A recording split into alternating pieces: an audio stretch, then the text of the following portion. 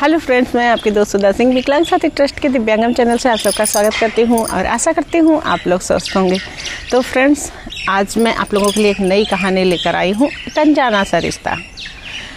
हम लोग कहीं बाहर रहते हैं तो कभी कभी किसी ऐसे इंसान से कुछ ऐसा रिश्ता बन जाता है जो हमारे खून या रिश्तेदारी से ना होकर एक अनजान सा इंसान होता है, जिससे हम जानते नहीं पहचानते नहीं, लेकिन उससे मिलने के बाद कभी कभी हमें ये फील होता है कि जैसे इनसे हमारा जन्मों का रिश्ता है।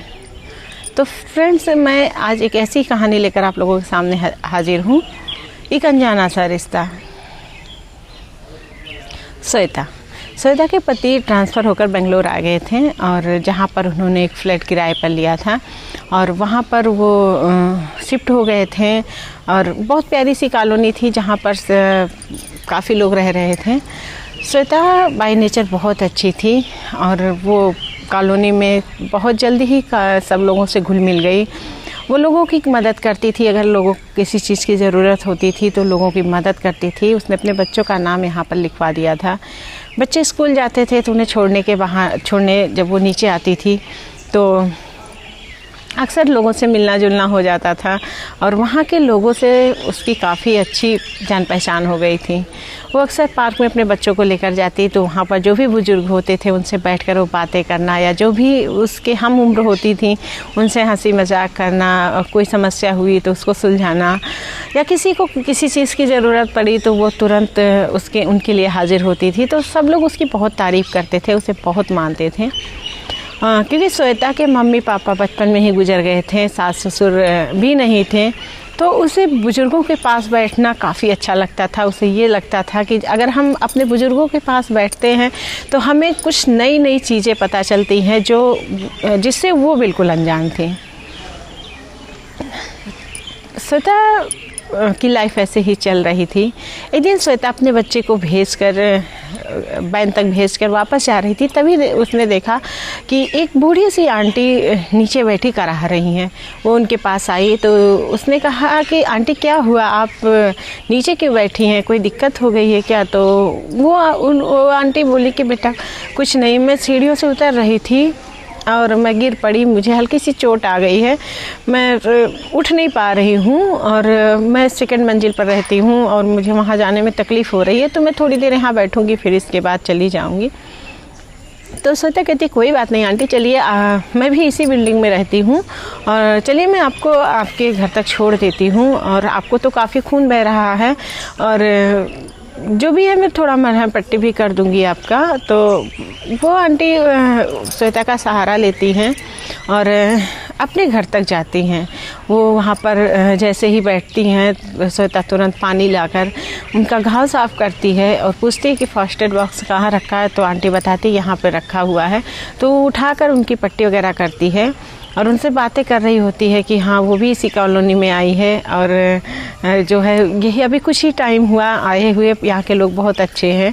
वो अपने बारे में बता रही थी, तभी उनके पति प्यारे लाल जी आते हैं। वो अपनी पत्नी से कहते हैं कि अरे सुनती हो, ज़रा एक कप चाय बना देना। तो इस पर वो थोड़ा गुस्सा नाराज़ सी हो जाती है, कहती है मुझे तो चोट लगी है, आपको चाय पीने के पड़ी, एक काम करिए आप जाके खुद ही किचन में एक कप चाय बना लीजिए। कभी आप ये भी नहीं देखते हो कि मैं परेशानी में हूँ या दुख तकलीफ़ में हूँ, बस जैसे ही आप घर के अंदर एंट्री करोगे बस एक कप चाय बना दो, मैं परेशान हो जाती हूँ। तो श्वेता मुस्कुराने लगती है आंटी को और अंकल को देखकर।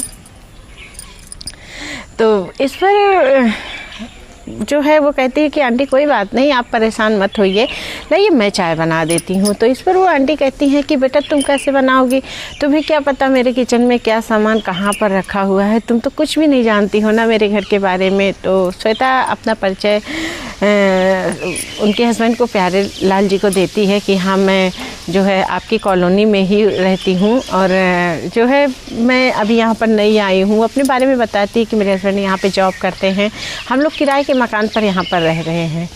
थोड़ी देर बातचीत करने पर प्यारे लाल जी और उनकी पत्नी और श्वेता के बीच में काफ़ी अच्छी जो है बॉन्डिंग बन गई। और श्वेता ने कहा आंटी आप बैठिए, अंकल आप भी बैठिए, मैं चाय बनाकर अपने घर से लेकर आती हूँ। तो वो कहती है अरे बेटा नहीं रहने दो, कोई ज़रूरत नहीं है, मुझे तो बस ऐसे ही इनके हाथ की चाय पीने की आदत है। तो श्वेता कहती है कि क्यों अंकल जी, आप एक बार मेरे हाथ की भी तो चाय पी के देखिए। तो वो जो है मुस्कुराने लगते हैं और श्वेता जाकर अपने घर से चाय बना कर लाती है। बैठकर तीनों लोग चाय पीते हैं, आपस में एक दूसरे के बारे में बताते हैं। श्वेता पूछती है कि अंकल आपके भी बेटे और बेटी कहाँ रहते हैं? तो वो अंकल बताते हैं प्यारे लाल जी की बेटा हमारा एक ही बेटा है, हमारी कोई और संतान नहीं है, एक ही लड़का है जो अमेरिका में रहता है। वहाँ पर बेटी और बहू दोनों जॉब करते हैं। वो लोग हमें बुलाते तो हैं लेकिन हम वहाँ जा नहीं पा रहे हैं। तो इस पर उनकी पत्नी थोड़ी चिढ़ सी जाती हैं कि झूठ क्यों बोलते हो जी, वो लोग कब बुलाएं हम लोगों को, और बहू तो चाहती ही नहीं कि हम लोग उसके पास रहें। शादी करके आई, 2 दिन रुकी घर, इसके बाद तो वो तुरंत चली गई थी। और कब आपको बुलाया कि मुझे ही नहीं पता चला। झूठ मत बोला करिए, झूठी तारीफ मत किया करिए बेटे बहू की। श्वेता जी मुस्कुराने लगती हैं कि अरे, वो कहती है कोई बात नहीं आंटी, बच्चे हैं वो काम में बिजी हो गए होंगे, बच्चे अपनी पढ़ाई वगैरह में बिजी हो गए होंगे, तो कहाँ आ पाएंगे और कहाँ बात कर पाएंगे। आप परेशान मत होइए, आप यहाँ पर आप मियाँ बीबी हैं, खुश हैं। तो उन लोगों की ऐसी छोटी मोटी सारी बातें होती रहती है। तो अब अक्सर श्वेता जो है यहाँ पर आंटी से मिलने अक्सर आया करती थी। पार्क में नीचे जब अंकल आंटी घूमने टहलने आते तो श्वेता देखती तो वो भी आ जाती थी। तो अक्सर वो लोग बैठकर आपस में बातचीत करना, और श्वेता उनसे नई नई चीज़ें सीखती थी। उनसे जो चीज़ें नहीं बनानी आती थी इस खाने में, वो सब सोचती कि वो कहती कि आंटी हमको ये सिखा दीजिए, मुझे नहीं आता है, मुझे खाने में ये बनाना नहीं आता। मैंने इस टाइम के तो सब कुछ बना लेते हैं, लेकिन पुराने ज़माने में जैसे खाना बनता था मुझे वो सब नहीं आता, मुझे सिखा दीजिए। तो आंटी भी बहुत प्यार से उसे सब कुछ सिखाती थी। धीरे धीरे उन लोगों का रिश्ता बहुत गहरा होता जा रहा था। श्वेता को जैसे लग रहा था कि भगवान ने उनके माँ पापा को तो छीन लिया, लेकिन इन अंकल और आंटी के रूप में उसे उसके मम्मी पापा मिल गए। एक दिन वो काफ़ी बीमार थी और अंकल और आंटी को पता चला कि श्वेता की तबीयत ख़राब है। वो उसके घर आते हैं, उसकी काफ़ी देखभाल करते हैं। वो उसकी आंटी जी उसके माथे पर पट्टी रख रही होती हैं, तभी श्वेता उनका हाथ पकड़ लेती है। कहती आंटी एक बात कहूँ, एक बात पूछूँ, आप बुरा तो नहीं मानेंगी? तो वो कहती हाँ पूछो ना बेटा, क्या हुआ, तुम्हारी बात का मैं क्यों बुरा मानूँगी। तो इस पर श्वेता कहती है आंटी क्या मैं आपको माँ बुला सकती हूँ? आज जब आप मेरे माथे पर पट्टी रख रही थी तो मुझे ऐसा लग रहा था जैसे मेरी माँ मेरे माथे पर पट्टी रख रही हो। तो वो कहती हैं कि वो उनकी आंखें भर आती हैं। वो कहती हैं क्यों नहीं बेटा, मेरी भी तो कोई बेटी नहीं है, तुम्हारे रूप में कम से कम मुझे एक बेटी मिल जाएगी, तो तुम मुझे क्यों नहीं माँ बुला सकती हो। तो वहाँ पर जो है श्वेता उनको उस दिन से वो उन्हें माँ बुलाने लगी और उनके पति प्यारे लाल जी को पापा कहने लगी। अब तो अक्सर उनका एक दूसरे के घर आना जाना होता और वो श्वेता कभी भी उन्हें अंकल आंटी नहीं कहती थी, मम्मी पापा कहती थी। तो कॉलोनी के भी लोग समझने लगे थे कि ये इनकी बेटी है जो है, और जिनको पता था कि हाँ ये लोग मतलब अलग अलग जगह से आए हुए हैं, इनका रिश्ता यहीं पर बना, वो भी बहुत खुश होते थे कि देखो कितनी मतलब अच्छी लड़की है, कितना अच्छे से सब कुछ मैनेज करती है, कितने अच्छे से कितना बुजुर्गों का रिस्पेक्ट करती है। और इस तरह श्वेता वहाँ पर उस सोसाइटी में काफ़ी उसका नाम हो गया। काफ़ी वो अक्सर लोगों की मदद किया करती थी, कभी भी किसी को कोई समस्या होती थी तो वो पहले खड़ी होती थी। तो वहाँ पर लोग भी उसे काफ़ी रिस्पेक्ट देते थे, काफ़ी मान सम्मान था उसका। इन लोगों की लाइफ ऐसे ही कट रही थी। और जब भी कोई चीज़ें श्वेता से नहीं हो पाती थी, वो श्वेता कहीं बाहर गई होती थी तो अंकल आंटी उसके बच्चों को संभालते थे और अपने घर बुला लेते थे, या कुछ बनाया उन्होंने तो अपने घर बुला लेते थे। श्वेता ने कुछ बनाया तो ले जाकर अंकल आंटी को देकर आती थी। और इस तरह उनका व्यवहार और उनका प्यार, अपनापन बढ़ता चला जा रहा था। एक दिन श्वेता आंटी के पास बैठी हुई थी, वो चाय पी रही थी, उसने सबके लिए चाय बनाया था। तो वो चाय पी रही थी, तभी प्यारे मोहन जी आते हैं, प्यारे लाल जी आते हैं। वो कहते हैं कि सुनती हो, आज सच में हमारे बेटे का फ़ोन आया था, अभी भी बात किया, अभी देखना अभी फिर करेगा। वो तुम्हें पूछ रहा था, मैंने कहा माँ अंदर है, मैं बाहर आया हूँ, तो वो तुम्हें पूछ रहा था, अभी देखना फिर फ़ोन आएगा उसका। वो बड़े खुश होते हैं। तो उनकी वाइफ कहती हैं कि फिर आप झूठ बोलने लगे, वो कब फ़ोन करता है, जो आज फ़ोन करेगा, और फिर उसे ज़रूर कोई ज़रूरत होगी तभी उसने फ़ोन किया। तो उनके पति कहते हैं कि तुम कैसी माँ हो, अपने ही बेटे पर शक करती हो। तो थोड़ी देर बाद श्वेता जो है, श्वेता से बातचीत होती, श्वेता चली जाती है, तब उनके बेटे का फ़ोन आता है। दूसरे दिन जब श्वेता मिलती है तो पूछती है कि आंटी मम्मी जो है भैया का फ़ोन आया था। तो वो कहती है कि हाँ बेटा उसका फ़ोन आया था, जो है अब मैं तुमसे नहीं मिल पाऊँगी, वो हम लोगों को अमेरिका बुला रहा है, लेकिन बेटा मेरा मन नहीं कर रहा, मेरा पता नहीं क्यों मेरा अंदर से दिल नहीं कर रहा है।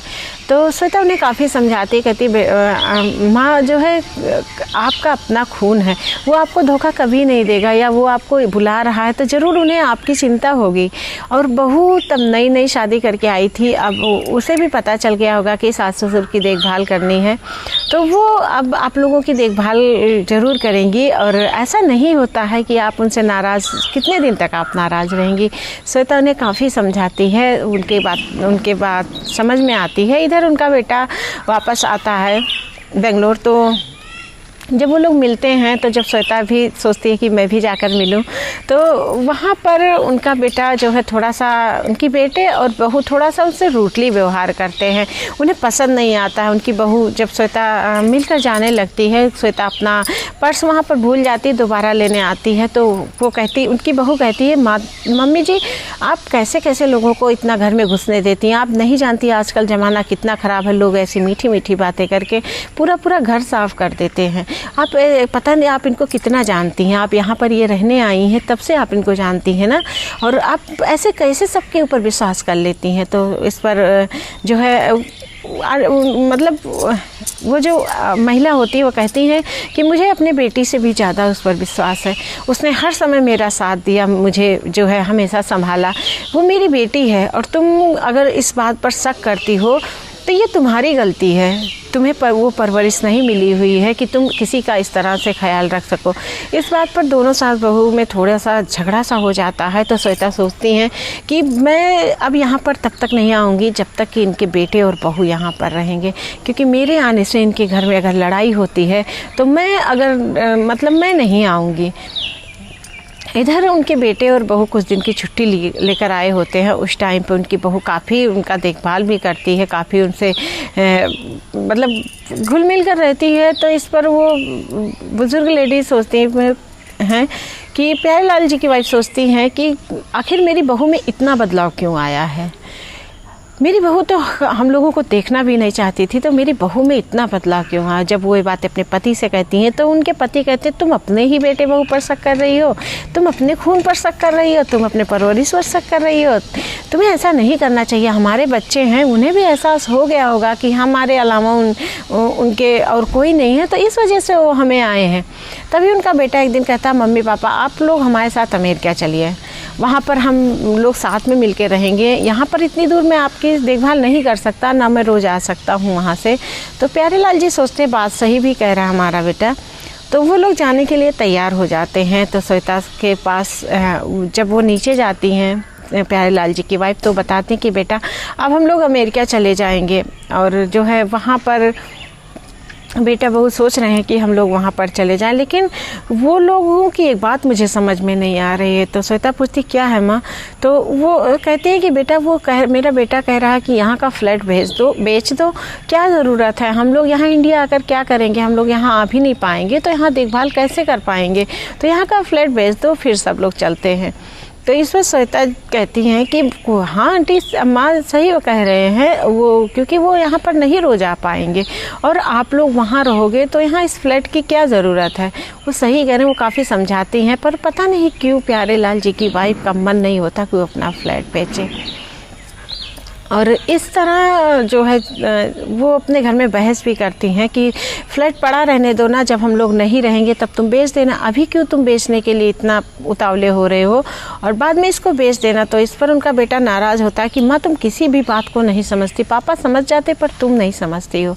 और इस तरह जो है उनका बेटा फिर अपना एक कागज़ वो फ्लैट बेचता है। उनके पति भी समझाते हैं प्यारेलाल जी की अरे बेटा है बेचने दो, हम लोग जब बेटे के साथ रहेंगे तो उसे ये फ्लैट बेचने दो। प्यारेलाल जी की पत्नी समझ जाती हैं कि हाँ सही, मतलब ठीक है, इन लोगों का मन है तो ठीक है बेच दें। तो वो फ्लैट बेचने के लिए उनका बेटा कागज़ लेकर आता है और अपने पापा से साइन लेता है। तो फ्रेंड्स, मेरी ये कहानी यहीं पर समाप्त हो रही है और मैं कहानी का भाग 2 लेकर फिर हाजिर होती हूँ। और तब तक अगर आप लोगों को ये कहानी मेरी पसंद आती है तो प्लीज़ लाइक, कमेंट और शेयर कीजिएगा और बताइएगा क्या सच में ऐसी चीज़ें होती हैं। मैंने भी ये घटना देखी है। मैं कहानी के अंत में वो घटना ज़रूर आप लोगों से बताऊँगी कि बच्चे ऐसे कैसे कर लेते हैं, कैसे अपने माँ बाप को उस टाइम पर अपने माँ बाप से किनारा कर लेते हैं, कैसे ये सब संभव हो पाता है। इसी के साथ कहानी का दूसरा भाग लेकर, तब तक के लिए नमस्कार।